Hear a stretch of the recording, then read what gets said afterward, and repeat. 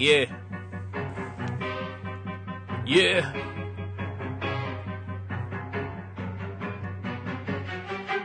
Guess who came back with a large fucking fist to eat the Brooklyn blast furnace? I brought your ugly bitch with me. Your shit is sus. Ain't nobody trying to hear you talk. When Jimmy's on the mic, they take your whack shit and turn it off. It's real life, not them stories that you punks say. He made it out alive, and he's relatively unscathed. So subscribe to the podcast and share the post and tell your stupid friends to do the same. You heard it here from Coast.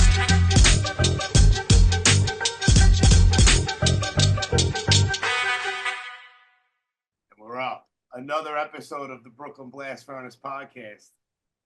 And I'll say it. I know you're a humble guy, but I'll say with a legend here, with over... Come on, man. You have a resume that's 40 years long, man. Well, that's true. You know, I mean, it's longevity, bro. I mean, it's... Your resume is ridiculous, from Blind Approach to, of course, Agnostic Front and Madball and the Eulogy and now H2O, and besides all the records and everything like that, like, you produced a bunch of stuff. You know, you have a stacked resume that. Listen, I've been into this. I've stumbled upon hardcore in like 90. I'm gonna say. Okay. It's really hard to like. It's not a contest, but I'm just saying, like, measure up like resume. It's like you're up there, dude. It's like it's you, our mutual friend with Craig Ahead. His resume is ridiculous. You know what I mean? But Matty Henderson, thank you so much for your time, dude. And thanks for having me, man. Thank you. Of course, man. Of course. I had posted. It was, I believe, it's so crazy how time is, bro. It was the 32-year anniversary of the recording of Last Warning.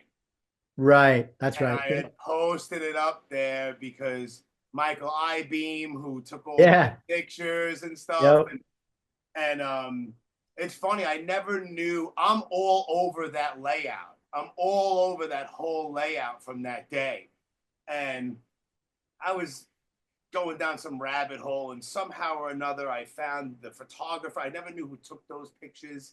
Yeah. I found them on Facebook, and then there's a certain picture of just me and Roger, but he didn't have the original, and so I wound up having him on here. It was a really cool history lesson of back then, you know what I mean? So and then it was cool what you had commented. You're like, oh, I just woke up and it's really nice to see like all my friends, you know, from back then.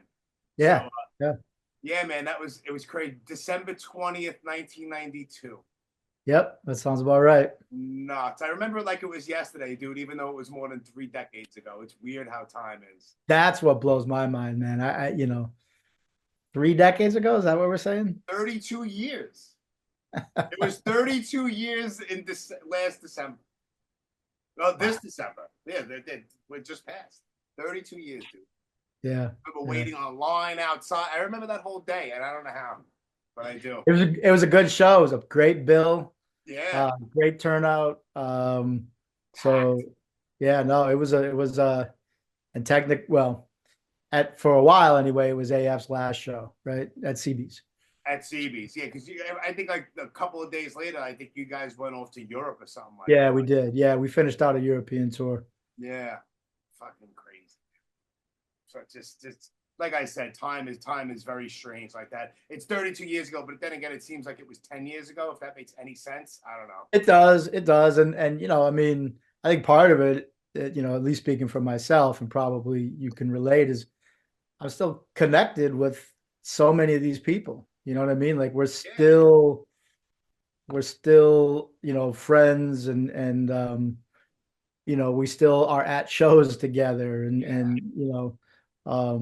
So a lot of it feels the same, but certainly a lot's changed, and you know. Yeah, it's good, man. I didn't really know any like band members. I didn't really know them personally really yet, but I wound up over the years becoming friendly with the majority of all those bands that played, you know. It's funny how all that stuff works. And that's how it should work, right? I mean, that was kind of always the point of our scene is, you know, you come in and you just kind of we're all friends with each other, and that's what it's always been about. It wasn't about, we're the band, we're the rock stars, you're just in the crowd. I mean, we're all fans of other bands equally as we have fans of our bands. So Yeah, we're all the same tribe. yeah, for There's all sure. something wrong with us. I don't know what it is, but I agree with that, man. yeah, There's a reason why we all wandered over there. And yeah. yeah, going on 35 years for me personally. It's like still around. I still go to shows, not as much because I have more adult responsibilities. I'm Yeah, not for 18 sure. anymore, but Yep. I'm still looking and I'm still trying to, I'm a little bit jaded because I'm 49 years old. So it's like, I got to admit, I'm a little bit of like, the get off my lawn type old man. I don't try to be, but it's true. It's like, all right, yeah, they're a good band. Like, I don't hate on anybody or any bands that are going out there and doing their thing. But it's like, all right, yeah, it's good, but I heard that 20 times already. You know what I mean? So, Well, right. I mean, but not to try to sound like an asshole because I'm really not shitting on them. But it's like it takes a lot more, I think, now to wow me because I'm that's more the way I think about it too, right? yeah, Um, and I think that's just natural, I think so. right? I mean, I never like to talk about this in a way that like, hey, back in my day, or Right, like I'm somebody special because I happen to have been 14 years old in 1984. right, But in 1984, as a, just a date to pick kind of randomly, right. I saw a lot of bands that had just, really delivered. A good friend of mine put it to me this way once. We started going to shows before punk rock itself was even 10 years old, right? So if you think about like the Sex Pistols, I think Nevermind the Bollocks came out in like 1976. Yeah, I believe so. And so we were going to shows before that 10-year mark after that, which puts a little perspective on it. Sure. So I mean, we saw a lot of things go down. Um, and I think a lot of those things wound up being influences for, I think, people even today, Yeah, right? whether they realize it or not. Well, they're right. And that's, You know what I so, mean? but for the kid that's going to his first show, say, this weekend, Right. that's his experience should be his. Absolutely. It shouldn't be mine. Right. You know what I mean? As a matter of fact, if it winds up being something that I don't even relate to at all, it's probably even better because I remember having old heads around when I first started going and them trying to tell me, oh, you should have been around 5 years ago. I've seen this. Yeah, I was like, nobody wants to hear that. No one wants to hear that. I brought my daughter. She's 15, and I Yep. brought her maybe 3 or 4 months ago to her first hardcore show, Yeah. and it was awesome. And then she gave me a heart attack because like after it was Chrome Eggs, Stick to Your Guns, Terror, and Bane, and they played here in Brooklyn. Okay. And I was like, that's a great first hardcore show. You know what I Sure. mean? It was jam packed, sold out. It was great. And Aaron, the singer for Bane, was talking to her on the stage after the show, and it was a really cool moment because he's a super nice guy. And I asked her on the car ride back home, her name is Alexa, and I was like, so did you have, like, honestly, like, tell me, like, did you have a good time? Were you bored? She was like, I had a really good time, but I wish I was able to participate more. And I'm like, what do you mean? She's like, I want to stage dive. And I'm like, oh, God, like, you're my 15-year-old daughter. Like, really? That's what you want to do? Like maybe grab the mic and sing a little bit. You want to flip into the crowd during a terror set. It's like, man. But hey, listen. Eventually, she's gonna wind up doing her thing. Just be careful. You know what I mean? It's a little different because I'm the father. It's a whole different Yeah, I get it, man. you I know. get it. I But get it it. was an awesome moment for her. Yeah, and that's, I've been able to share that similar experience. I got three boys and they've been to shows and they all love music and different directions. And my youngest is the one that typically winds up coming out to shows more recently with me. He just turned 13 and it just kind of makes sense to younger kids. I think they get the vibe, Yeah. Especially if they grow up around it. I mean, you're their father. Well, there's that. There's I mean, that. I mean, she grew up around me. I mean, I listened to a whole bunch of different things, but her mom listens to a lot of hardcore music, and I listen to a Yeah. lot of hard. So it's just like, for a little while, listen, she's a girl. At first she was into the little Katy Perry's and the girly girl stuff when she was younger, which is normal. But now it's like, okay, like you're listening to like underground hip hop and like Terror and like Madball. I'm like, all right, I'm in. Like I am in. Like this is awesome. Like I will sit down and I will teach you and recommend. You don't have to listen to it, but I will recommend so much stuff for you to feed your head. And it's an awesome feeling that she's actually like embracing like the whole thing. She could just be like, I don't like that screaming and yelling and completely go off the rails onto something else. But thankfully she's not that way.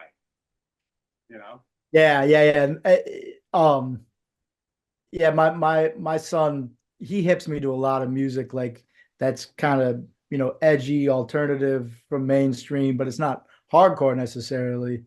Definitely on the hip hop side, or just different kind of. There's a lot of good music out there, which is great to get exposure through that younger person. So I totally welcome it. I don't know if you got this, but I got a good friend, Sergio, who was the singer in the Eulogy with me. And he's still able to he's still got his finger on the pulse of, I think, new hardcore. Okay. And he's always been a guy that just feeds me stuff. Some stuff sticks right away. Yeah. And some stuff, like it, I don't know, maybe just goes by me or takes a minute. Right. Or some stuff like I don't know if I like it. And I'm like, well, I gotta listen to that a couple more times. Yeah. You know what I mean? It takes a lot to if I hear something new, like right off the bat, like to be like, I'm in. You know what I mean? It's very far and few between nowadays for me personally. It is for me too. Yep. Like Mind Force is a great band. Like Leeway is one of my favorite bands, and I hear a lot of Leeway in Mind Force. And as soon as I heard that band, I saw them live, I think several years back for the first time at This Is Hardcore. Yeah. And I had heard about them and they came on like this band, like this is a dope band. Like I like this band. Yeah. And I've seen them a couple times recently. Jay, the singer, right? Yes. Yeah. Yeah. And I've met Jay a couple times. Great guy, really good dude. And I mean, he takes the time to mention to me about his appreciation for Madball, and that's, of course, that's awesome to hear, right? Because here's this newer band that's killing it, and to have him come up and offer his praise towards me is like, hey man, thank you, I appreciate that. Of course, and there's probably I don't know how many people have that same appreciation that doesn't get a chance to speak to you, because I mean, dude. You go back, like I said before, we'll bounce around or whatever. It's like you go back to, we could touch on Blind Approach, of course, but just one voice. It's like that right there is, if you ask 10 huge Agnostic Front fans, what's your favorite AF record? You're probably going to get a lot of them saying Victim in Pain, a bunch of Cause for Alarm, but a lot of them are going to say one voice. A lot of them. I know several people that hands down that's their favorite AF record, and there's no ifs, ands, or buts. I mean, if you ask this Agnostic Front fan, it's going to be Victim in Pain. Right. No question about it. Because that's, and here's the thing, right? When if we talk about Mind Force again and offering a little bit of praise towards Madball, to me, that makes sense in the same way that I've been a fan of, I mean, I was a fan of Agnostic Front before I joined the band, obviously, right? Yeah. I was a fan of most of the contemporary New York hardcore bands in the mid to late 80s. And my band Blind Approach wasn't, I've never done it in a way where like, I think I was smart enough and had at least a little bit of my own voice to put something in the mix to say, okay, I don't sound like a carbon copy of any band, but no way in hell you can't tell the influences. You know what I mean? Because I didn't invent anything. I just happened to be really influenced and excited about this music and just want to be a part of it. And you put your own little personal twist on it. And I think I mean, that's what everyone does. yeah, exactly. Yep. You know what I mean? Yep. Unless it's Yep. a blatant ripoff. I mean, but whatever. But Right. I could understand that. So it's like, what were you listening to as far as like punk rock and hardcore? I mean, Blind Approach was early. So what were you listening to in order for you to want to pick up a guitar and play that specific type of music? Yeah, I mean, there's a metallic portion to yeah. I'd been a musician from like the age of 6, playing the drums. Guitar? Oh, drums first. Drums, yeah. And I just, my dad, to this day has a huge vinyl collection that takes up an entire room. So did mine. And always a really dialed in stereo system. I mean, it wasn't like super high end expensive, but it was good. And in the 70s, it was those tube amplifiers and speakers that had to sit on some type of mount. And, I had the same thing in my house, dude. And like, I mean, hearing those old classic rock records on those really nice stereos was a great experience, right? So, I mean, I just really enjoyed music at that young age, and eventually I went from the Beatles to Kiss. And once Kiss was, in front of me, I mean, that was just, they were like superheroes playing heavy rock.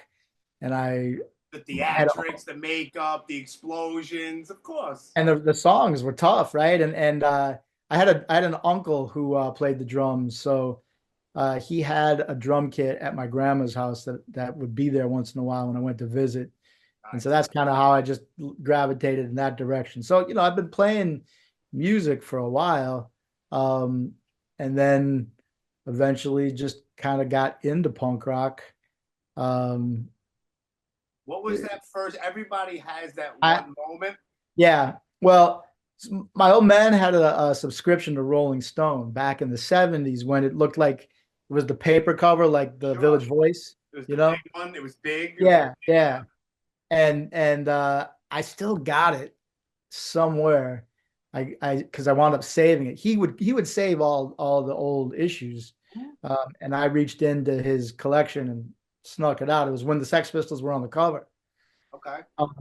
And that was probably 77, and that was a lot of people were talking a lot of shit about that, like freaking out. I remember my dad sitting at the table reading, like I think we were eating a lunch. And he was just laughing about these names, Johnny Rotten, Sid Vicious. And I'm like, what? So I was fascinated. I used to look at the covers of their records at the record store just because I was just so, but I didn't know what they sounded like. Right. That was a huge part back in the day, album art, dude. Yeah, right. I bought so many records based on that. I mean, some of them were terrible, but some of them became some of my favorite albums ever. And I was probably 10 years old, and Joan Jett was like, she had that I Love Rock and Roll hit, but we were my friends and I were hip to her before that. She had a record out called I don't know what it was called, Bad Reputation, I think. Great song. I mean, the Runaways were tough, right? And I didn't know the Runaways, but we knew this girl Joan Jett, and I mean, she had like that. She was kind of part of that punk era scene.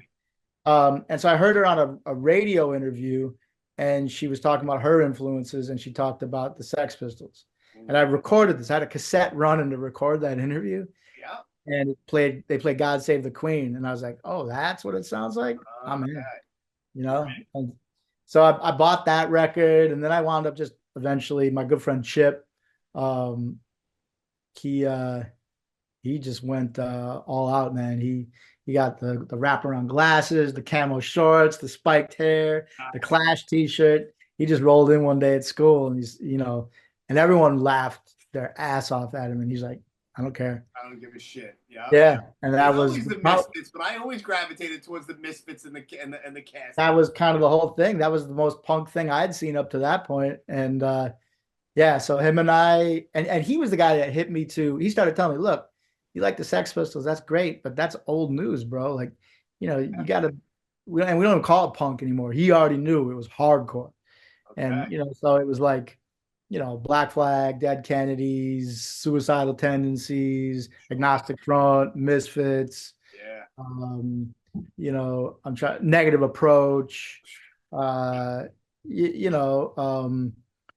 Husker Du, which was from our hometown, Yeah. who were great. So all that stuff was just Minor Threat, obviously, right? I'm trying to think of all these bands. Of course. Um, There was a and lot of smaller bands like that were up in, not necessarily in that area, but there was a lot going on, man. Yeah, like Battalion of Saints and Articles of Faith and like yeah, all that yep, stuff going yep, on. And yep. there And was it a lot was happening. it was regional too, right? Because Sure. I mean, Agnostic Front, we knew they were from New York, but we didn't know. And I mean, frankly, I'm trying to think of what other bands were out back then from New York. But that was before New York hardcore was like, A label or a thing. yeah, I mean, it was to them, Right. but to us, it was no different than, being in St. Paul and having our scene, Right. or Minneapolis, which was right across the river from where I lived, or freaking, LA or Austin, Oxnard yeah. or Detroit or Chicago, which was real close to us, right? So, yeah, and just eventually then. So, I mean, point being, you'd ask me what made me want to pick up the guitar. I'd already been switched from drums to guitar before then, and had played with a group of kids, group of my friends, and we would play like house parties and school events. Did you So teach yourself, or did you have like the other kid in the neighborhood who gave you guitar lessons like this? Like I had did? I had a teacher at school. He was technically our band teacher, and he Okay. was a younger guy, and he was in a rhythm and blues band, and he played. His main instrument was saxophone, Okay. and he was great. And but he could play guitar real well, and he could dumb down like songs that I would hear on records and teach them to me.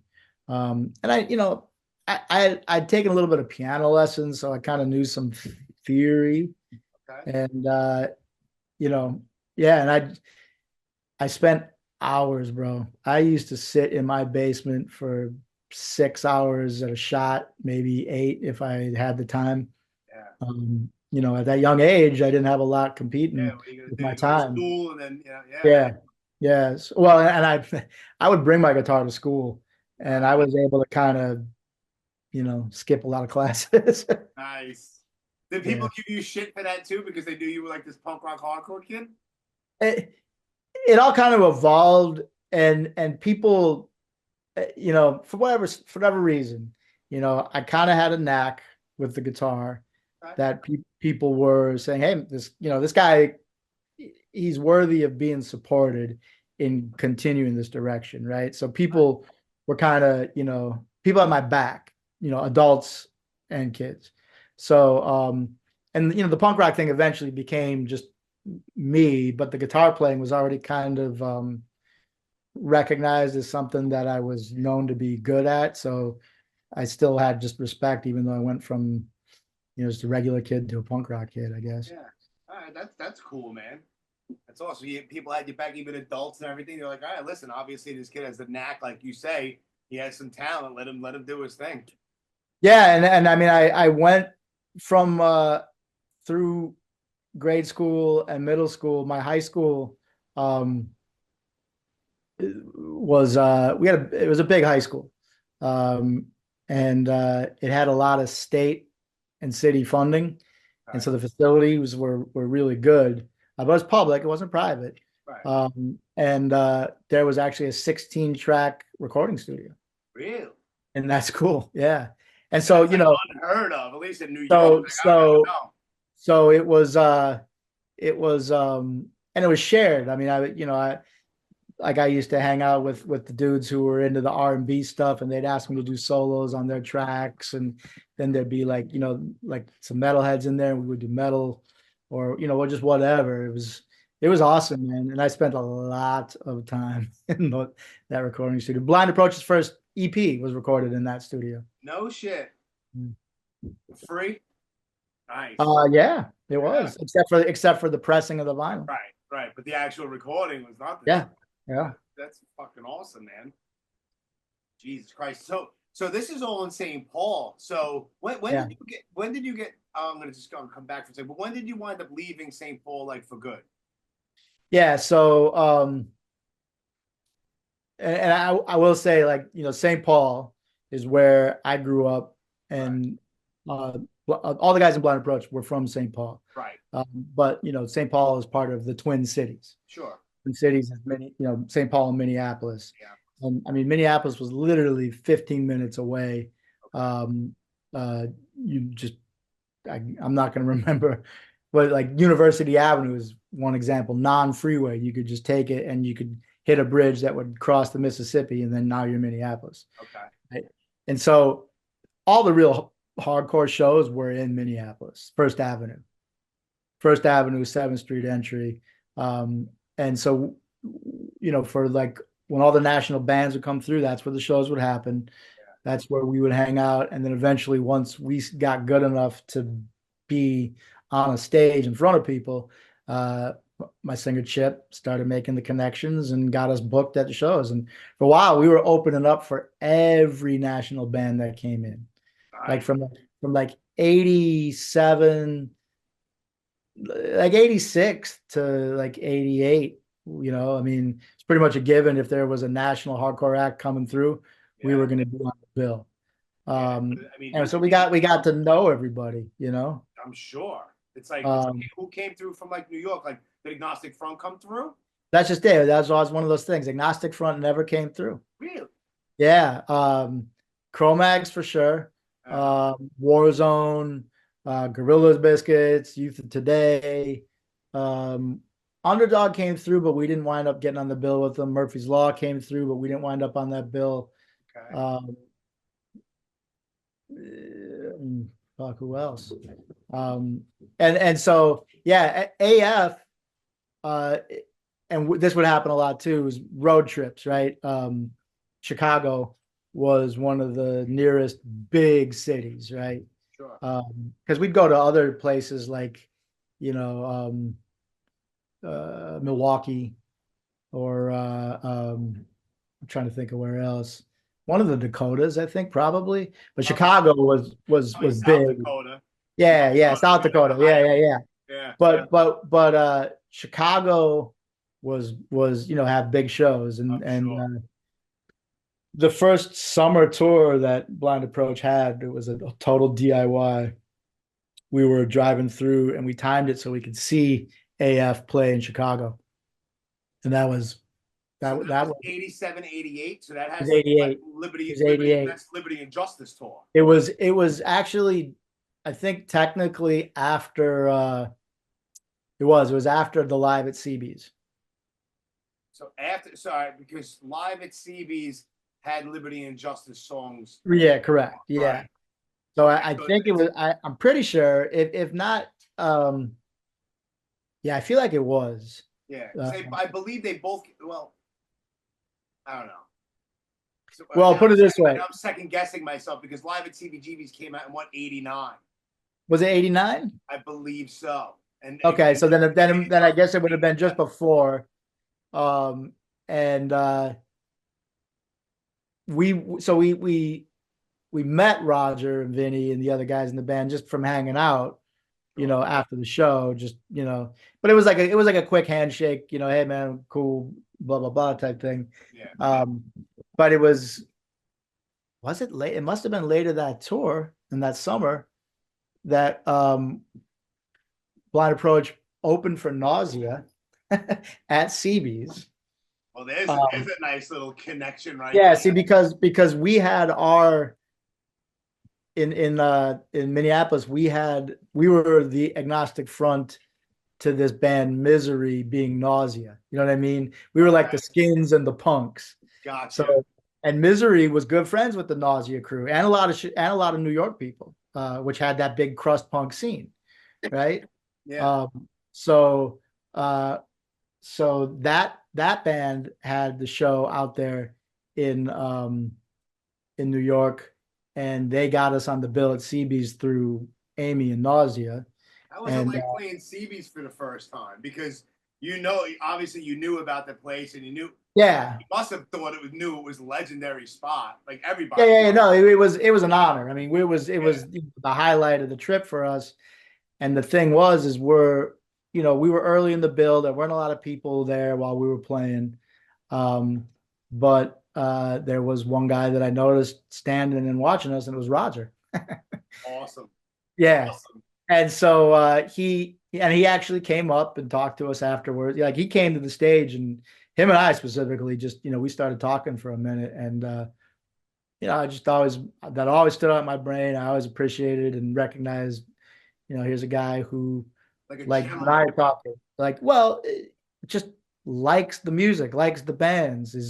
Like if I see a good band and I want to, to this day, if I see a good band that plays at a show, I feel compelled to go up and talk to them because, it's like I want to just get to know who they are and where they're from and what they're up to. Yeah.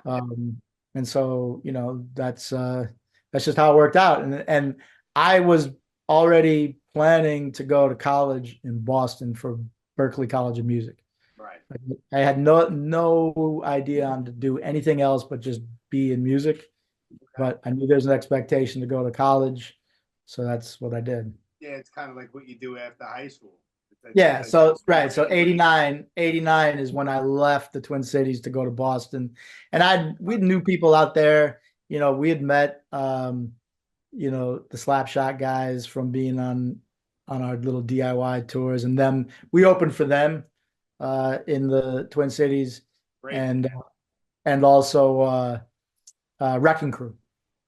Awesome. Yeah. Unsung. I think that they're not spoken about enough. Yeah, they're great fucking band, great dudes, yeah. And so when I got to Boston, that was kind of, and then Boston obviously being close to New York, so all the New York bands were still coming through. And that was a good time. I guess you could consider her, I don't know, maybe she was a girl I was seeing. I don't know if she was a girlfriend for a while back in the day, but her uncle became the mayor of St. Paul in '94. Really? Yeah, Norm Coleman. In 94? 94 to 2002, he was the mayor of St. Paul.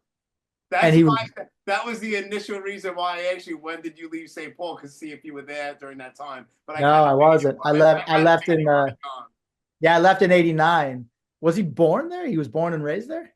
I don't know if he was born and raised there. She was a Brooklyn girl. I don't know. But it's definitely her. I think it was her mother's brother, and he became, I think he's like a senator in Minnesota now or something like that. Trip. All right. Yeah, he became the mayor of St. Paul in '94. Wow. I don't know. It's just a weird little stupid fun fact. I don't know. I have no idea. That's initially why, like I said, why I actually I wonder if you were there, but I kind of figured that you were gone by then. No, I was 89 is when I left. Yeah. So then you go to Berklee in Boston.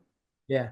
And then, so 89. So that's after live at CBGB. So then what's the gateway? Because One Voice comes out in 92, right? Yeah. I think it officially got released in 92. Right. We recorded in 91. After Roger got released out of his little problem. Well, so when he came up and talked to us in at CB's that time, and it already been like, at least for us, we would get a lot of, you can call it gossip, but it really was just, chatter, because we were kind of in a circle of people that knew everybody, right? I mean, I'll say this is because it's true. Even though we were the opening band, we were from a smaller town than obviously New York City. We, in those days, and as it is today, you just recognize each other as peers. It wasn't, we're the big famous rock band and you're just some small band. It was like, we're all in this hardcore scene together. So that's how it worked. And there was already kind of a known thing about Roger's situation, right? Yeah. And when he came up to us at CB's, he kind of gave us an update on where that was, and it pretty much sounded like it was, gonna head in a direction where he was gonna have to, spend a little time somewhere else, right? Yeah. So we knew that that was happening, and that did happen. And so that was the situation when I was in Boston, Gotcha. right? But and this is, I'd been out there for like a year and a half at this point. It was the summer of '90, and I had a girlfriend out there with me at the time from Minnesota. Okay. And she was at our apartment, and I was working She went at. with you to Boston? She came out later, Okay. and there was I worked at a video rental place, just like a mom and pop video store? yeah, like but a mom and pop Blockbuster. And she called me and said, "Hey, Roger from Agnostic Front just called and wants to know if you want to join the band and go on tour with them in Europe." Did you think somebody was fucking with you? That's exactly what I thought, bro. Of course, I would think the same thing. I thought that it was my boys back in Minnesota. Of course, this is running some bullshit. pre-internet. Like if people are Exactly. like, there's no internet, there's no nothing. There's landlines, and that's it, and snail mail. 100%. Yeah. And I said, I thought about it, and I may have even said that to her, and she gave me the number that was left, and it was a 718 number. I'm like, well, that's New York. Absolutely. It's either Brooklyn or Staten Island or Queens. Well, Staten Island. Yeah. Oh, he was on Staten Island at the time. That's where Roger's house was. And see, here's the other thing. Blind Approach played a benefit for Roger at the Anthrax Club when he was, away. And we stayed at the house with Amy. Okay. Amy and I think technically Willie was still living there, but I think he was back home in Pittsburgh because it was around Thanksgiving or a holiday. I can't remember. Okay. Paulie Chiatera lived not too far from there as well. Paul Chiatera was a Staten Island guy for a minute. Yep. Yeah. And so so that it wasn't completely impossible to think that those dots could be connected, and I could be considered for this situation, right? So yeah, I called Roger, and I'm glossing over a couple of things. A roadie of ours from Minnesota wound up going out and living at the house because the singer for that band, Misery, I'm mentioning, he wound up joining Nausea. Nausea used to have Neil, I think was his name, as the male partner singer with Amy. Yeah. He left, and Al, who was the singer for Misery, wound up joining Nausea. Wow. So Al was the guy who actually talked to Roger and said, "Hey," because when Roger came out, Steve Martin was at the label, and just he was in a good spot with that and wasn't looking to go back on the road and do the whole thing. And Al told him, "Yo, you remember that?" I never actually knew. I didn't even think to ask Roger that when I had him on recently. I just over the years, I never knew why Steve wasn't in the band anymore. And it's something like I wouldn't automatically ask in case it was like some weird stuff, and I didn't want to like pry or anything. But I had no idea. Yeah, because when I joined, he was at Relativity, right? And so when I joined, I used to see him all the time because we'd go, when we did One Voice, it was on Relativity, and we would, spend time at that label, and he was always around. So you get the call.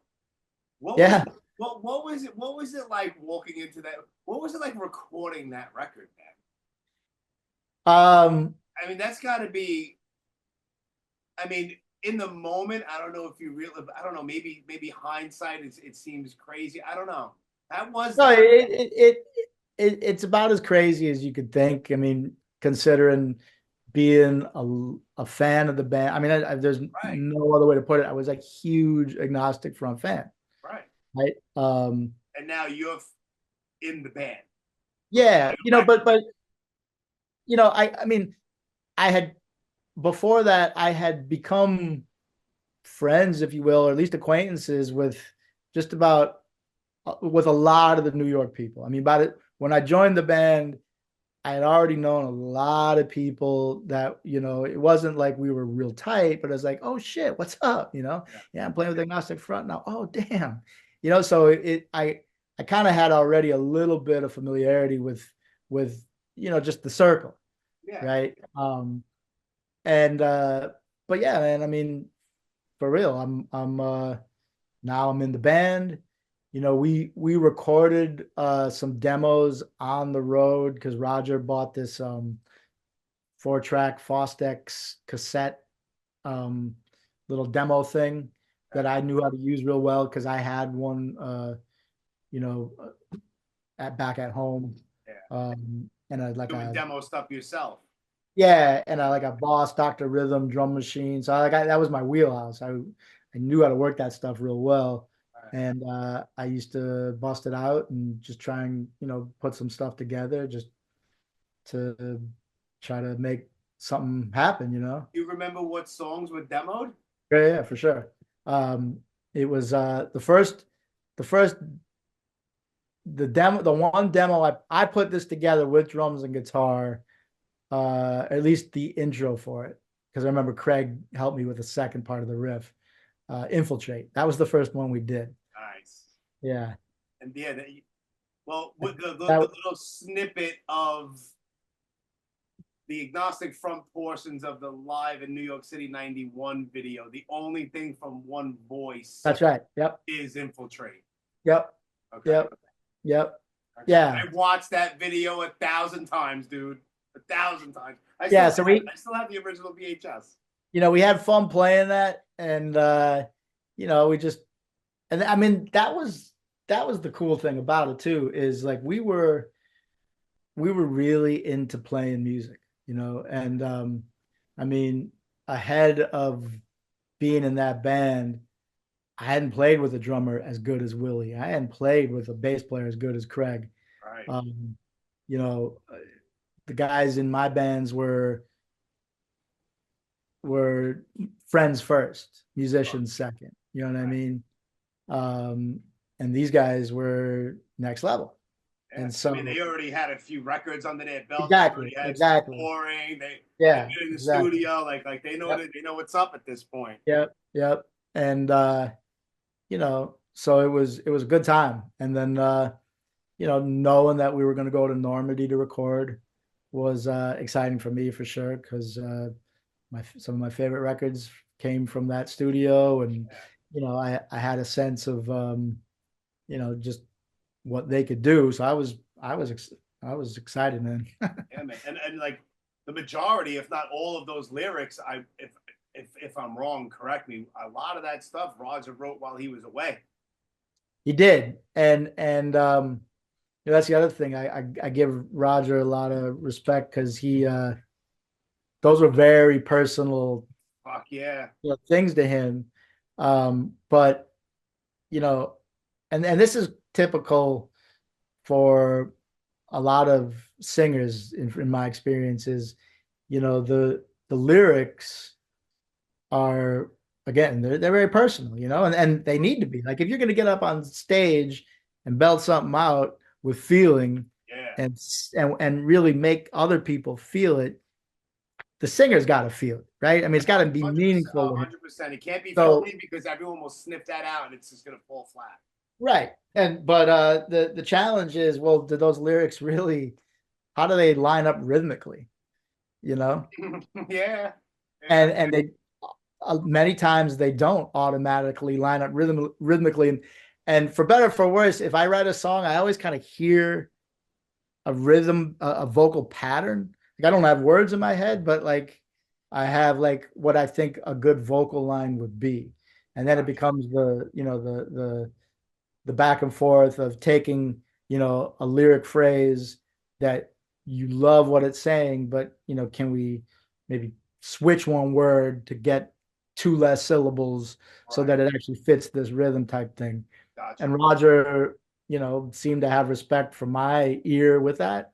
And so him and I worked, like hand in hand together to do that process. And it must have been torture. I know you weren't on the record, but it must have been torture for the Liberty and Justice record, because I spoke at length with Roger about that record. And listen, it's gun to my head that if you ask me my favorite AF record, depending on my mood, it might change from like one of 3 different records.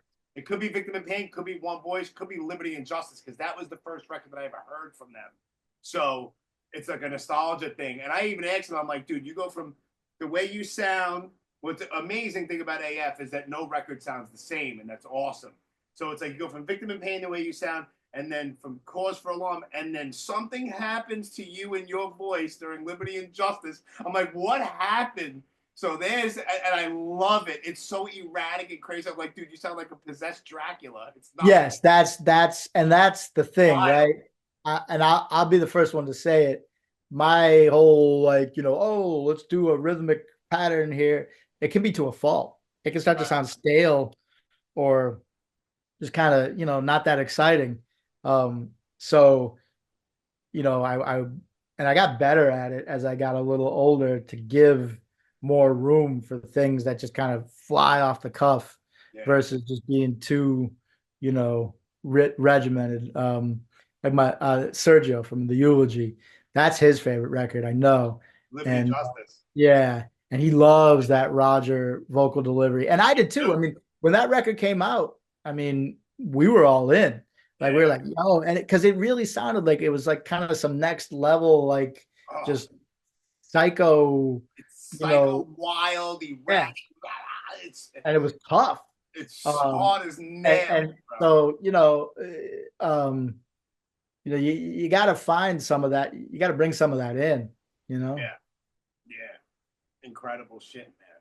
Incredible. Yeah, like I said, it could be one voice. Because one voice, you could probably relate. I mean, a lot of people can who's listening or watching.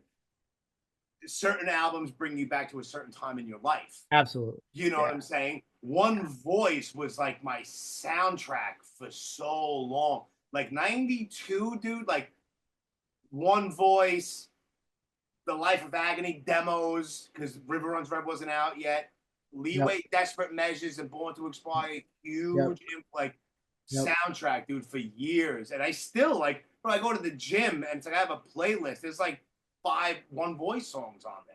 It's constant. Like I listen to it all the time. It's never not been in rotation to some degree. That's awesome. Yeah, that's man. Awesome. Same with Madball. I mean, there's so much stuff like from the early, from Dropping Many Suckers to Set It Off to Look My Way, like it's there's so much good shit. But I'm also, like I said earlier, I'm also kind of like, I listen to the same like 50 records. You know what I mean? It happens. It's not even on purpose. Because there's like a certain moment in time where like you've been woken up to this thing where it's like, whoa. Yeah. I didn't know music could do this to me. I didn't know like you kind of just find your thing. Yeah. And it sounds cliche. It gets you like angry teenager, wild. It gets you through fucking shit. You know what I mean? Like those records, Urban Discipline, Bio, the first 2 Biohazard records, huge part of my all New York shit. You know what I mean? Brooklyn shit. Like that was and AF and Biohazard and Leeway and Life of Agony and all these bands, the Carnivore, Type 09, they will always play Murphy's Law. They will always play.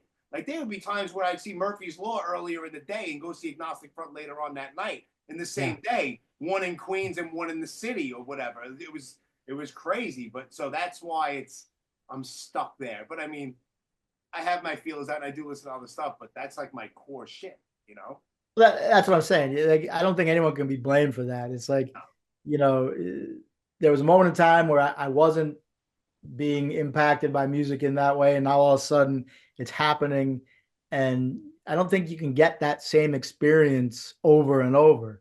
Right. You know what I mean? It just doesn't work. Once it hits you that hard, that's going to be it. You can still enjoy other stuff. New stuff can come your way that you can appreciate and get excited about, but it'll never hit you the way it did at that time. It's that time and place, man.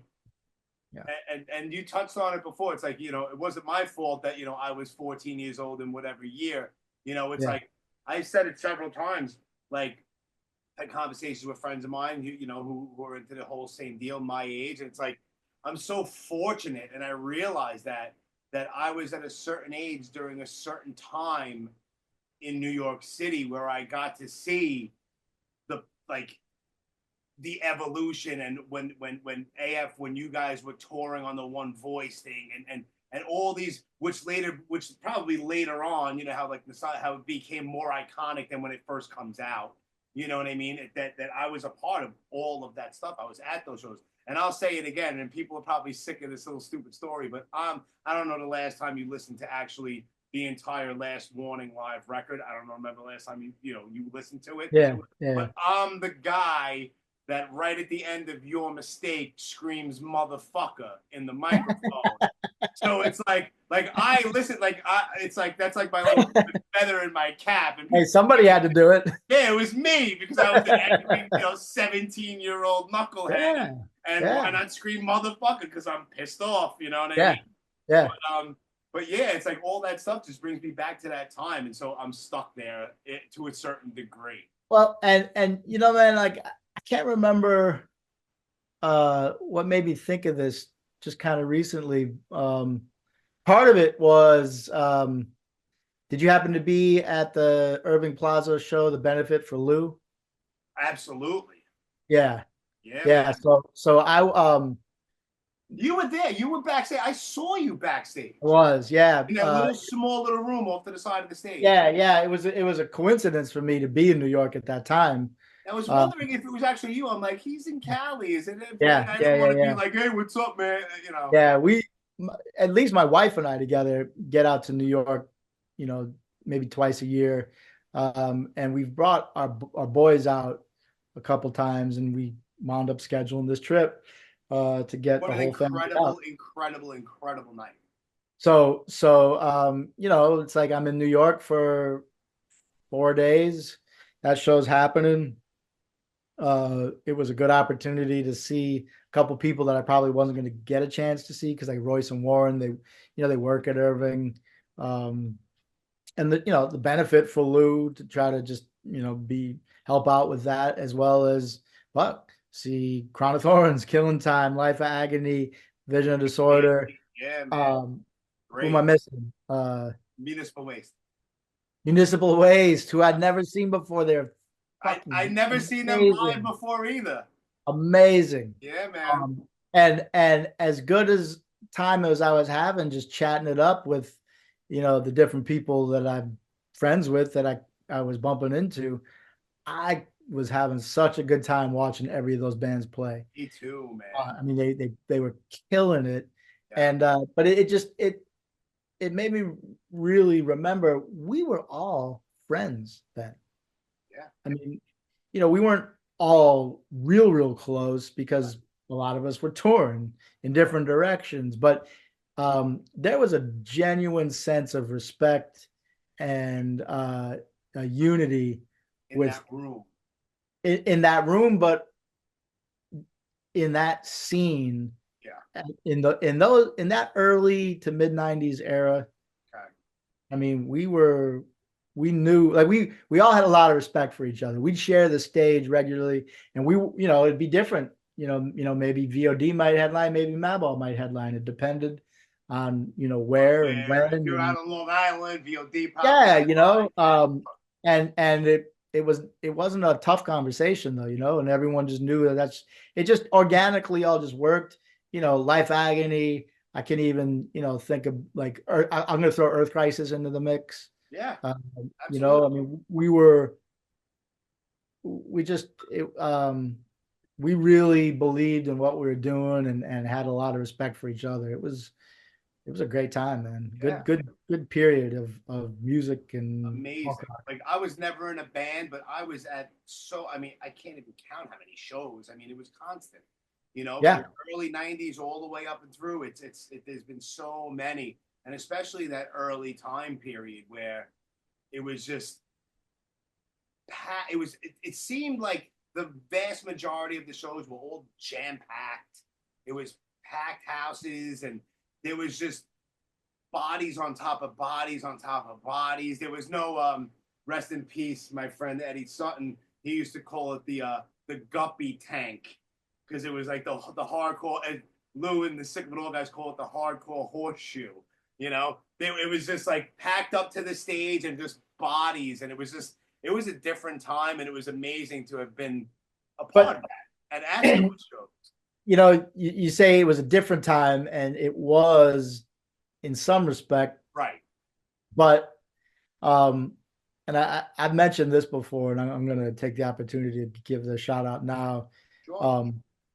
Southern California, great fucking hardcore scene. I hear all about it. Great fucking hardcore scene, man. I've met so many good people out here, and the shows prove that it's not isolated to just a small geographical bubble. Right. There, I don't know if it's still around right now. I'm not the best person to ask here in 2025. I've fallen a little bit out of the loop, but there's a time period where I was going to shows pretty regularly. Like Madball was coming out here real regularly, so I'd always be there for that. And AF too. But there's a club in Anaheim called the Chain Reaction. I've heard of it. I've heard of Just it. a small stripped down place.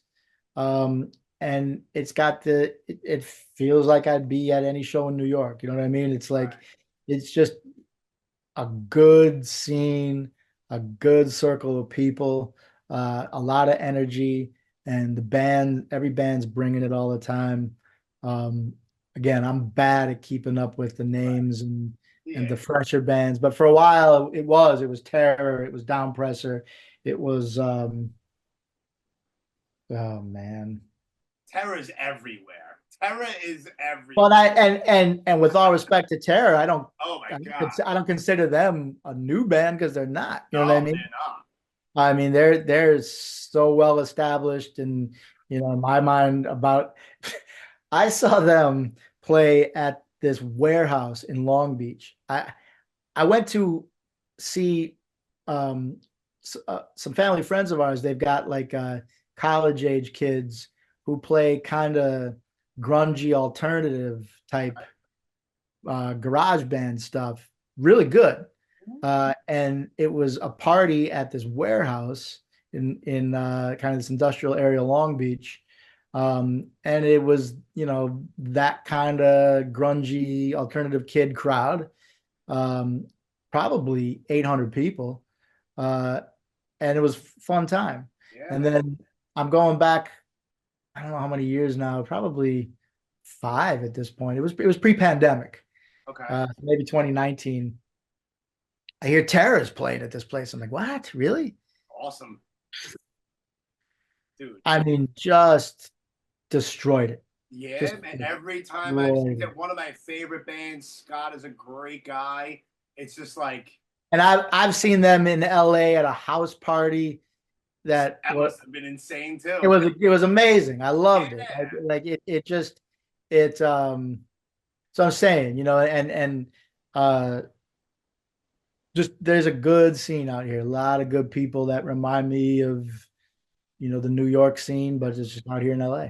You're in Long Beach right now? Yeah, so I'm in Long Beach. I was actually in your neck of the woods last July with my daughter. I went on this crazy road trip. Okay. Yeah, and I was down in Long Beach. I do like this whole thing.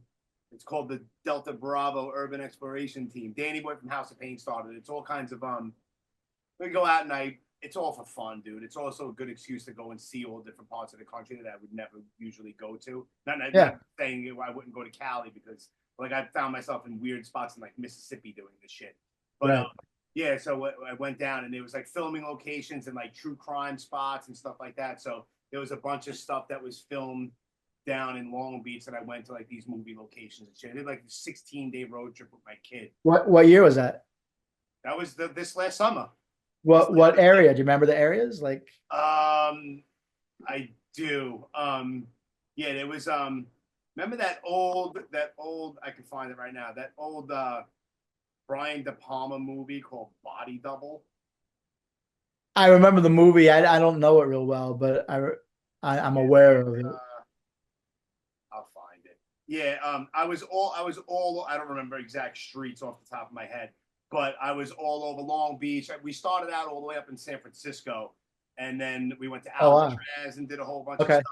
Yeah. I went down to Santa Cruz and down into Malibu, and then we stayed in Pasadena, did a whole bunch of LA stuff. But then while we were in Pasadena, we hit a bunch of stuff in Long Beach, and Yeah, man. And of course, I can't find it right this second. But It's not no big deal. But like it was right off the beach. There's like this. Oh fuck. so Whatever. off of Ocean Boulevard, like Yeah. Why can't PCH, like were you? Of course, like you know, Yeah, it's it'll come to you. whatever. That's interesting, man. And so you did like Hollywood, like the LA Yeah, proper. did a whole, yeah, all kinds of stuff from. I mean, some true crime stuff from like running around Spawn Ranch with a friggin' crazy Yeah, Manson family. You know, I did that kind of stuff too. Stuff that my daughter wanted to do. I went to the donut shop where that insane scene with Don Cheadle and Boogie Nights happened. Okay, sure. Where everyone's getting shot, and we were in that place, which is exactly the same. And the owner was super cool. Let me take all kinds of pictures, but yeah, there was. I mean, the even silly stuff like the I found the house where it's like the intro to like a couple of seasons of like Three's Company. It's like I found Perfect. yeah, Yeah. like silly shit, Awesome. like you know what I mean, like you know shit like that. In Santa Monica, right? Isn't that Santa Monica? Santa I think. Monica, yeah. So I mean, Yeah. I want to go back because there's so much stuff that like there's like 40 different. I hit probably 50 something spots in and around California. I left a lot on the table. Like I put a lot on my plate to hopefully be able to get to it, but just timing, I want to go back. I definitely want to go back. Well, let me know next time you come through. I definitely will. Yeah, there's certain shit that I definitely want to get, and I just did I did Drew Stone's thing the other day, and I spoke all about just all of this kind of stuff, from everything from superimposing the United Blood cover in, like I go into, it's basically what I do. It's like a before and after in one picture. So I'll take like a screenshot from a movie or an album cover, and I'll go physically to the actual spot, and I'll stand at whatever. I'll send you some stuff so you could get a visual. Yeah, I'd like to see that. But actually, on the Agnostic Front Instagram, Roger recently posted the thing that I'm talking about. He was like, yeah, one day we played at a John Varvatos fashion store, and it's the United Blood cover that's superimposed in John Varvatos right now, but it's exactly where the stage was, and I lined up the ductwork. So it's kind of like a before and after. Yeah, On the Agnostic Front Instagram page, it's only a couple of He did it like last week, but I showed that to him. He's like, dude, send that to me. That's awesome. You know, me and him were actually texting on the phone one day. I was trying to find, but the building isn't there anymore. The back of the Cause for Alarm record where there's the steps and Roger's sitting on the steps. Yeah. And he was like, oh, that's in Staten Island across from Stapleton Projects. And we were texting as I'm driving around trying to find this one spot. But yeah, that's a whole other thing. But yeah, man. So how long have you been down in Long Beach for? We moved out here in 2005. My wife grew up here. Okay. So she was living in New York when we met, and we got married in 2004. And then when we decided to start a family, we came here. So all of her family is here still. Okay. So it was a good move for sure. And you're safe from the fires and all the shit that was going on? We are, thankfully. You know, you can kind of feel, smell, see it in the air. Sure. You know, because it's that large scale and it's not that far away. Right. You know, I talked to Toby, and he's LA proper, so he's north of me by 15 miles. Yeah. And he can feel it, see it, smell it more than I can, and he knows more people than I do that actually were impacted by it. Yeah, I know a handful of people in Cali, and thankfully all of them are okay. Yeah. Some of them are like legit in LA, and they just, like I could see it right out my window type shit. Like, it's terrible. You know what I mean? Well, that's what I say. My wife, working at the restaurant, they've been basically contracted by Central World Kitchen. Okay. It's one of those combinations. it's like I don't know a lot about it, but I understand it to be some type of charity organization that's got the funds to, pay for her restaurant to go out among others and just provide food for first responders and people who are, in need of food because everything's just been wiped away. So they're right like on the border of all of that. Like, and they have been for the past every night for like the past week. Jesus Christ. Yeah. 33 South 11th Place, Long Beach, California. South 11th place. Yeah. It's like it used to be like a motel, I think, or at least in the movie it was supposed to be. It's like this tiered thing. It goes right out onto the beach. Okay. And then there's like this what is it called? The Bixby Passage mural. And it's no longer a passage. It's 2100 East Ocean Boulevard. Right. Okay. So I know that area real well. It's the first place I'm talking about is literally like 5 city blocks distance to the left. Okay. Okay. So it's all on the water. Yeah. That's just one spot in Long Beach. So off the top of my head. Nice. Yeah, Nice. but I'm glad that you're safe and everything is. Yeah, but the winds are still kicking and they're gonna pick up again like next week supposedly. And I mean, you just never know. I mean, a simple house fire here could get bad if, with those winds. Enough with the depressing fucking doom and gloom. Yeah, but it's probably a good opportunity and I should take it. Please. H2O is we're playing a benefit show in LA on February 2nd. I just posted it on Instagram today. So do the rest of the guys in the band.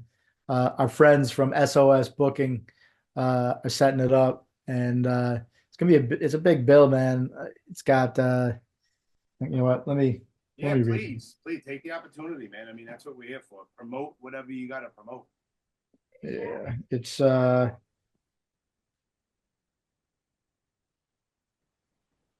it is God's Hate, Awesome. Rotting Out, Jabalba, H2O, Strife, Downpresser, Zulu, Watch You Fall. That's stacked. At the Belasco in LA on February 2nd. February 2nd. All right. So what's your Instagram handle? I'm sure Toby has it on the H2O on his own, but yeah, he does. What is mine? I forget what the heck I call it. Matt Henderson 70. Okay. I take it that's the year you were born. It is. Shit. All right. So where did we leave off? We left off with Agnostic Front and then so you what Agnostic Front, all right, they put out One Voice, you play last week, you do the Last Warning, which is basically that's when after that Agnostic Front goes on hiatus. Yep. And then I mean that's in 92. So what happened before in between that and you joining Madball? Well, I mean, Madball was just part of the AF family, right? I mean, Madball was Freddie, right? I mean, in terms of like the name. Yeah. I mean, at that point in time, Madball was that Ball of Destruction 7-inch, which was tough. Everybody loved it, but it was still somewhat of a novelty because they were old AF songs with a 12-year-old kid singing on them. Yeah. And again, it was a lot of fun and something that everybody I knew dug. And this little kid that was Roger's brother, who everyone nicknamed Madball, I probably met him, I don't know, just a few months after joining the band, and he was living in Florida at that time. And he came to the show with us that we played. Can't remember exactly where it was. And so, so it's just like, it wasn't anything in terms of thinking about the band or a band. It was just Freddie Madball, right. Roger's brother that was, would come hang with us. And then it was 92 when AF was on that tour with all those metal bands. It was Malevolent Creation, Cannibal Obituary. Corpse, Okay. and Obituary. And Roger wound up what was it, a hernia, I think? I believe Some, so. some type of problem that he had to go get some surgery, like middle of the tour, not even middle of the tour, probably like the first week and a half. Um, and it was like an 8-week tour, man. It was that was back in those days. That was when you used to have like those long US tours. Yeah, And so I mean we were committed to it and we wanted to keep going. And Roger had to convince Freddie to sing, the entire set, like basically do his job. And so 92, Freddie was what, 17, I think.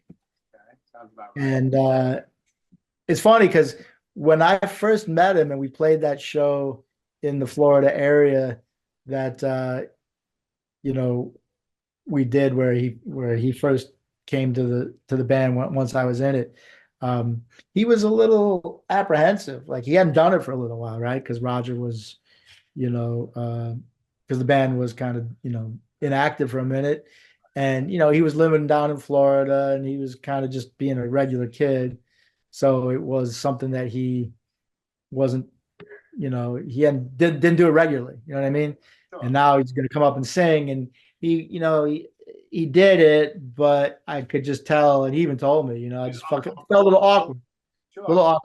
little intimidated. But I can see that. I mean, yeah, that's man, normal. it's normal, right? But Sure.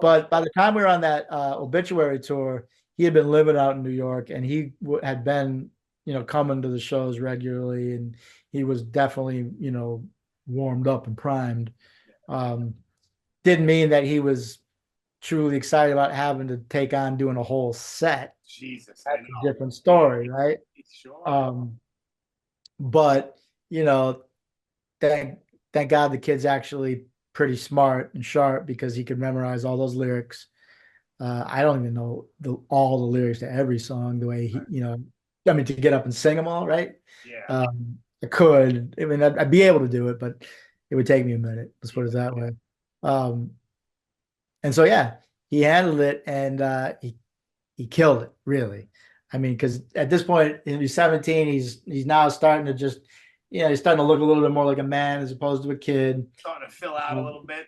And just just he was always pissed off. You know what I mean?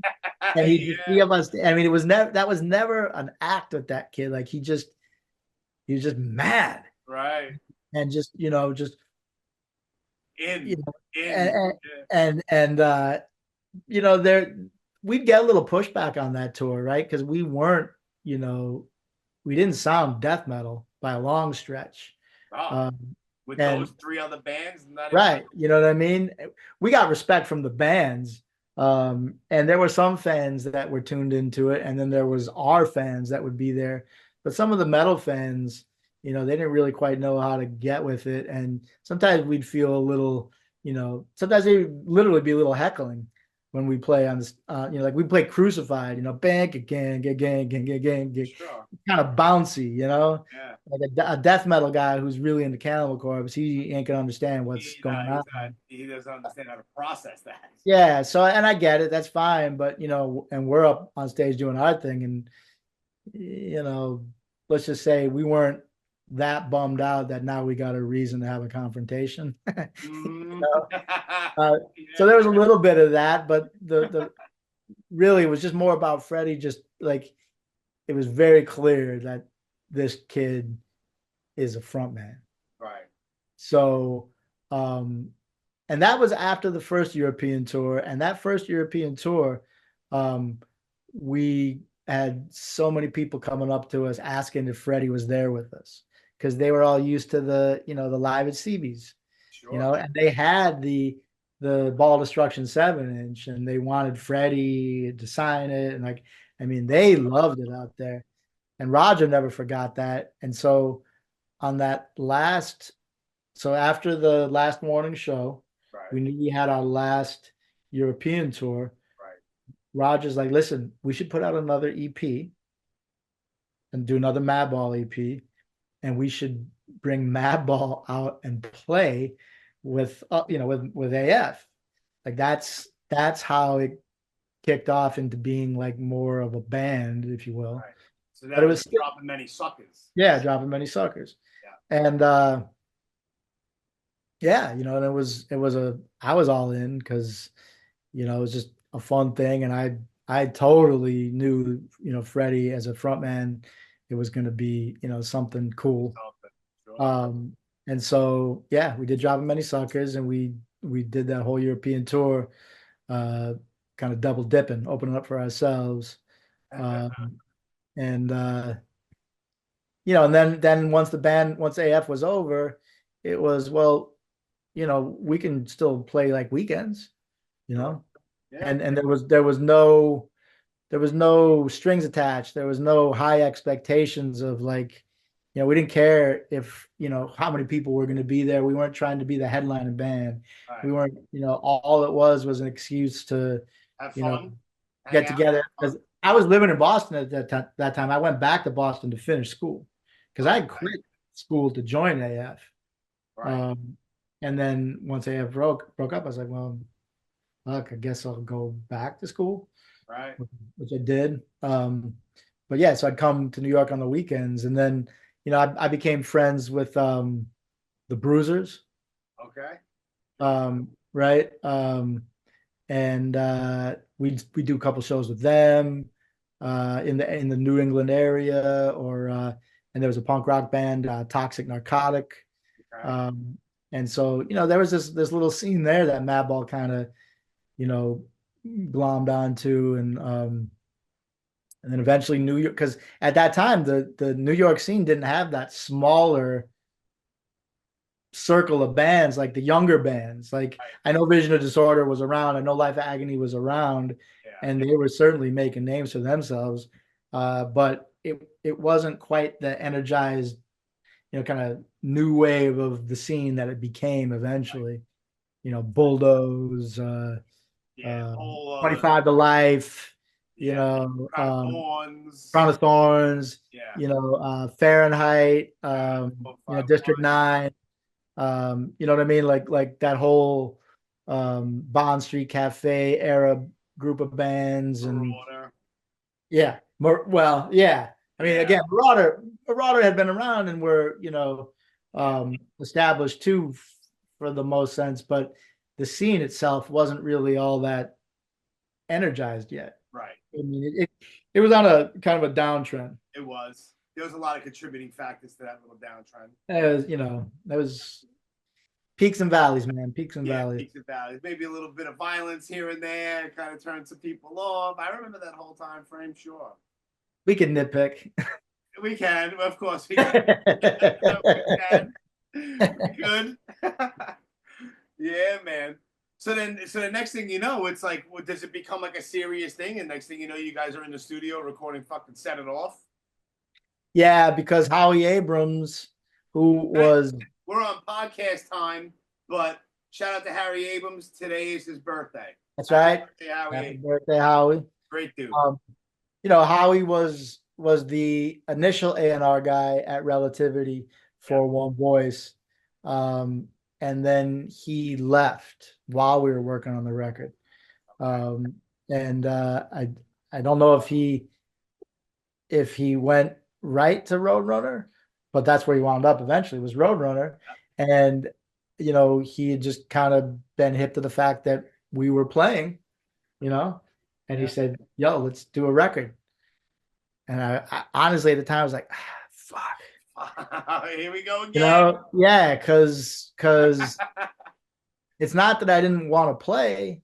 I just didn't want to have to figuratively and literally sign on the dotted line and go through, like,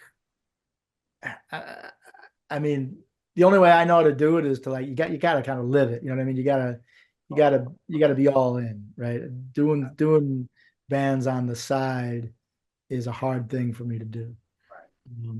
because even when you do that, technically, I wind up having to carve out a lot of time to commit to it. Like when I was in the Eulogy, we were all guys that worked, and some of us with kids, most of us married though, like adults with jobs and shit. Yeah, man. You know, Shit. You're not and just and, anymore. and just to get an EP together, took a lot of time. A lot of time in the studio writing, a lot of time in the studio doing some pre-production, and then recording it in the studio. To a point where it's like, yeah, I like this now. I'm happy to release this. Right. So with Madball and Set It Off, it's like, well, let's just do it. But you stuck around until what, 97, 98? Yeah. So 98. What record is that? Look My Way? Yeah, Look My Way was the last record You produced it, didn't you? Yeah, theoretically. Yeah. Okay. Me and my friend Dean Baltalonis, who was the head engineer on that. Yep. Yeah, that was the last record I was on as an official full member of the band, but then we did Hold It Down. Right. And I was all in with that record, Great record. That if I were to pick a favorite Madball recording, that would be the one for me. Hold It Down. That's Yeah, tough for me, man. Like I love all of it, like in terms of like just attitude and like we're talking that moment in time.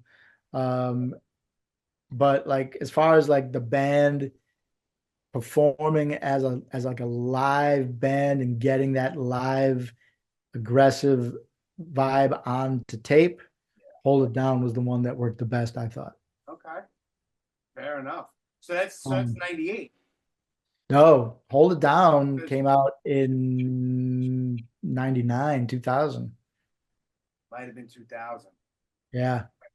Yeah. For some reason, I thought you were done with Madball in 98, which was I was. Which was going to make me think, because the way my brain works is, okay, you're out in 98, you're done with Madball, but then Agnostic Front comes back and drops Something's Gotta Give in 98. Was it 98? Yeah, that sounds right. 98. Yeah. So I was going to ask if there was any talk about going back to AF. Nah, and I mean, I never had the offer, and I probably wouldn't have accepted it if it was given. They went back to a 4-piece anyway. Right. I mean, it made total sense. When that record came out and they were doing what they're doing, I was like, that's exactly what this band should be doing. Right. You know what I mean? Like that was I mean, again, I was excited as a fan. Like I thought that was a great move. But yeah, I just, as far as Madball, I mean, we were family. I left for reasons that I needed to leave. You know what I mean? But I mean, I still love those guys like brothers, and thankfully they felt the same way about me. Yeah, I'm sure there's still all that mutual respect. There's no weirdness going on. I mean, everyone's adult. I mean, well, in all honesty, it was a rough patch for us, personally. It's hard, it's hard. Life can be a real fucking pain in the nuts. Of course. And when you got to be on the road, you got to be on the road with 4 other dudes. Yeah. It's and everyone fucking easy, man. A lot of people, like, I've never experienced it, but I hear stories. It's like people don't realize, man. You're in a fucking van going across the country. It's like, this dude stinks. This guy has an attitude. It sucks. You got a flat in the middle of nowhere. Yeah. It's all that. Being a road dog, all that times 10. It's crazy. It's all that. And I just, so that, the relationships were a little strained at that point, technically. Right. But, we'd been through so much as, brothers that was a chapter that I had to play out. Yep. And then when the band started to do that new record, we were just talking to each other regularly and just like, oh, fuck it. work together, man. Yeah. I mean, I always said this is I the records they did after me, um, I love and Madball, AF, like Sick of It All, like are the bands that like are the very, very, very few handful that I could, speaking for myself, I could personally say that has not put out a bad record. I would agree. You know what I mean? Like those three, but like not a bad record. And I have to give a shout out to Wisdom in Chains. I love that band. Not a bad record. Yeah, for sure. It's like there's certain bands. It's just there's something there that you just don't put out garbage. Yeah. Even throughout all the years and the decades. It's like AF's last record, record Get Loud. Great record. It's like I can't shit on this record. I can't. Yep. Great shit. So then we'll fast forward a little bit because I'm not going to hold you hostage very much longer, dude. So we could skip over whatever after Madball, and then eventually you link up with the guys in the Eulogy. Yeah. Put out a 7-inch, put a couple of splits. I have the split with Sick of It All. Yep. My good friend Kevin Norton, who's been out in Long Beach. He's from Boston. He played bass for Eye for an Eye. Okay. And we were real tight during that 90s era in Boston. And he wound up playing bass. He always had this him and our friend Doug McKinnon, who are both Boston guys. They had this Long Beach connection. And so they went out and lived here for a couple of years and then had come back and then wound up living out here permanently. So Kevin was already out here when I wound up moving out here. And eventually he's just like, yo, let's just start jamming. Yeah. No expectations other than I'm gonna get a rehearsal studio together and let's just jam. Yeah. Maybe play a show here and there, nothing too crazy. Yeah, it wasn't even let's play a show because he knew like at that time I was just like my first son was born and I was working a lot. It's like I was a little bit underwater in terms of like time and energy, but the opening came up for me to say, yeah, I can afford that one night a week. Yeah. And but he was clever in the way to get that foot in the door and then okay, and now we're gonna.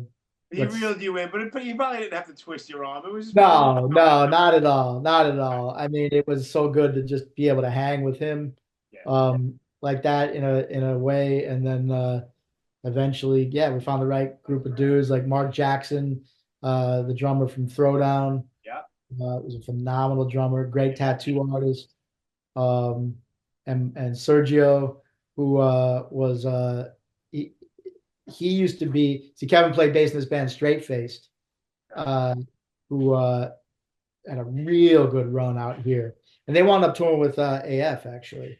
Okay. In the '90s, so just good connection group of people, and yeah, man, I was psyched with the music we put out. I really was. Yeah, it's awesome shit, man. Yeah, thank you. Yeah, you're welcome. Now, what would you get the phone call from Toby like, yo, you want to play an H2O? Yeah. So pretty much. Well, nah. I'm trying to remember how it worked because Toby had been out here before I wound up moving out here. You've been out there for a minute. And Toby and I have been brothers he was one of the first guys I met when I moved to New York because he was a roadie for Sick of It All. Of course. And when I first joined AF, the first live shows we did were these like small little US runs, and Sick of It All was our support act at that time. And that, they were obviously, they were killing it and establishing themselves like, it was obvious what was going on there, but technically seniority, right? I mean, that was, they were the younger band on the bill, and Toby was their roadie. Yep. And and him and I were both kind of like the two non-New York guys on the tour together. Yeah. And yeah, and then eventually he wound up moving out here in LA. And even though Long Beach and LA, I mean, I'm in LA County, Right. but I'm never in LA unless I have to go out there for something specific, right? We didn't see each other a lot. And then we wound up, he actually reached out to me, asked me if we wanted to do like a weekend run with H2O. So the Eulogy opened up for H2O one weekend, and that was a lot of fun. And then yeah, eventually Todd, you know, made his break, and I think it was for the Offspring. Right. For the Todd. Makes sense. Absolutely. And they reached out to me. I was like, I didn't even think about it. I was like, oh shit, yeah, hell yeah, let's do it. Not? Yeah, and that was 2018, and it's been great, man. We 2025 is gonna be a busy year for us in the States now. Good. We're opening up. We're doing a supporting tour with the Bouncing Souls. Awesome. Yeah, so we're gonna be, we're hitting a lot of the U.S., man. We'll be out in New York in December. We got L.A. We got the Midwest. We got next December coming. Like, yeah, okay. yeah. That's how far out the whole thing's planned. It's like wow, 4 legs of awesome. a tour, and I'm psyched, man. And it's been great. I love traveling with these dudes. I love playing the music and just it's fun too. It's fun shit. It's a lot of fun, and the guys have brought me in a way that makes me feel like I'm like I've been a member since day one. Sure. That's well, awesome. You have that bond from 100 years ago. Well, there's that for sure, but a lot of credit to them for I don't know, making it a true literal type of thing. I mean, they awesome. they have brought me in a way that doesn't make me feel like I'm just like a guest, Right. Just like a fill-in stand-in guy for right. something. Right. Right. That's awesome, man. Good for you, man. Congratulations. You deserve it. Thank you, man. 100%. So now that show, that LA show for the benefit show for the fires. What that's February 2nd? Yeah. And what's the venue? It's called the Belasco Theater. Okay. So everybody go to H2O and Toby's and Matt Henderson 70 on Instagram and all that and check that out. Is there anything that you feel like promoting, a message to the youth? Anything else you want to talk about, bro? I mean, just take the opportunity to say I appreciate anybody who still gives a shit. Yeah. Yeah. I mean, I'm 54 years old. I'm not far behind you. I've been a part of the hardcore movement since I was probably, we'll officially call it 14, going to my first big hardcore show. Okay. Right? So that's fucking 40 years. Yeah, man. You got a resume, bro. I mean, point is, it's who I am. Like this is my culture, Yeah. And I really appreciate all the young new blood that is still coming in and keeping me young and showing me respect and love. Yeah. And I give it back as much as I can. Yeah. And I really think that this is a positive thing. It is. So for people to be involved, I welcome it, and I appreciate still being welcomed in it, Absolutely. Well, I appreciate that you were super easy. When I asked you, I was like, yo, you want to do the podcast? You were like, yeah, sure. Like, let me know. And here we are. So I appreciate that. And I appreciate your time. I know you have a family and whatnot. And I held you hostage for almost 2 hours. But man. Yeah, man. So I will, even though it's almost a year away, unless you're in New York beforehand, I'll definitely see you at the show, at the H2O show next December. But yeah, man. So hopefully, I'm not a religious man, but I'm praying that the fires don't escalate and you guys remain okay. Yeah. Thank you. Yeah, man. And like I said, man, I appreciate your time. And this was awesome. And listen, man, you have an open door. If there's something that you feel, if there's something going on, or maybe an H2O record or something like whatever might be going on, if you ever feel like shooting this shit, we'll make it happen. No problem. Easy. Thank you, brother. Appreciate that. Yeah. Oh, real quick. I have to shout out Generation Records, located at 210 Thompson Street here in the West Village of New York City. Follow them on Instagram at Generation Records. Shout out to Mark and Ron Grimaldi and all them. Best record store in New York City, been around since the early 90s. Still supports the whole. They have some insane shit that he gets in that store sometimes still. Original pressings, first pressings, Judge, fucking Chung King, and all the he's getting. I don't know where he finds this shit. And bands play there too, right? Yeah, there's like I just recently saw Dan Lilker from Nuclear Assault and Brutal Truth, and that's what he just did like this whole book signing thing and a Q&A. I seen Stigma play there. Stigma had his book signing. Roger was there recently with the 40-year anniversary of Victim in Pain. He was recently there again with his new book, With Time, which is incredible. I got it. I love it. It's amazing. Me too. Hell yeah. So Generation Records does a lot of stuff like that. There's a lot of really cool in-person stuff that they always have going on. So Generation Records on Instagram, 210 Thompson Street in the West Village if you're in the area.